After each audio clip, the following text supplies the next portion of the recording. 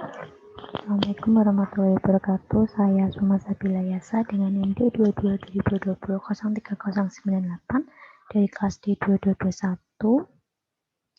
akan menjawab soal UTS tentang kelenjar endokrin.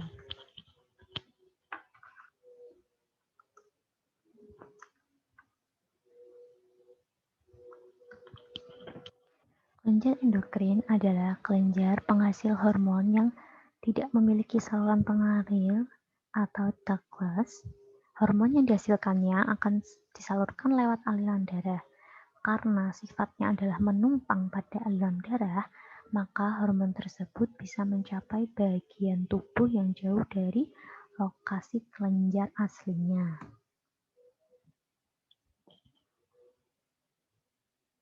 Yang pertama dari kelenjar endokrin yaitu ada kelenjar pituitari atau kelenjar hipofisis.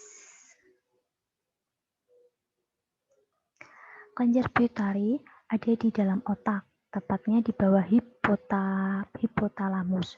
Hormon yang diproduksi oleh hipofisis membantu mengatur pertumbuhan, tekanan darah, produksi, dan pembakaran energi, dan berbagai fungsi organ tubuh lainnya. Kelenjar ini meliputi kelenjar arterior, posterior, dan pars intermediae. Masing-masingnya memiliki jenis dan sekresi yang berbeda-beda.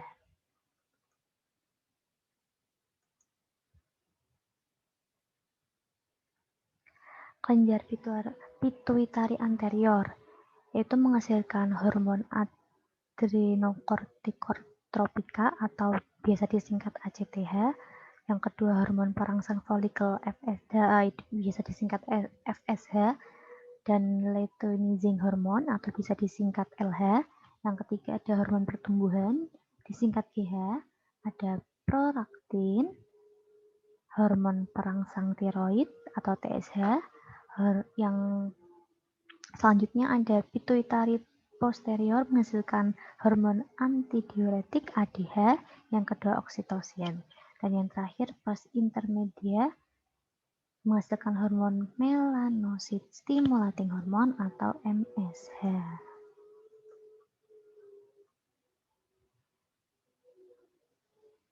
Nah, untuk selanjutnya yaitu ada kelenjar pineal.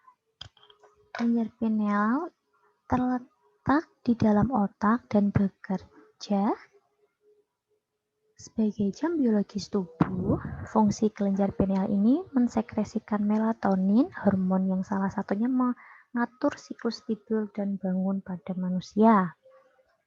Yang ketiga ada kelenjar paratiroid. Kelenjar paratiroid ini di sini terletak di leher di bagian bawah kelenjar tiroid. Kelenjar ini berfungsi mensekresikan parathormon untuk mengatur konsentrasi ion kalsium dalam cairan ekstraseluler dengan cara mengatur absorpsi kalsium dari usus, ekstraksi kalsium oleh ginjal, dan pelepasan kalsium dari tulang. Lalu yang keempat ada kelenjar adrenal. Kelenjar adrenal ini terletak di kedua ginjal pada kedua ginjal, terdiri dari dua bagian yaitu korteks yang menghasilkan glukokortikoid dan mineralokortikoid, dan medula yang menghasilkan noradrenalin yang merupakan salah satu neurotransmitter hormon fight or flight. Lalu yang kelima ada kelenjar pankreas yang terletak di dekat lambung yang memiliki kedua fungsi yaitu eksokrin dan endokrin. Pankreas menghasilkan berbagai hormon yang mengendalikan metabolisme glukosa tubuh. Dengan fungsi endokrin, pankreas mensekresikan insulin, glukagon, dan somatostatin. Lalu yang keenam ada kelenjar timus terletak di daerah dada. Ini kelenjar timus terletak di daerah dada. Kelenjar ini menghasilkan satu hormon. Kelenjar ini menghasilkan satu hormon saja, yaitu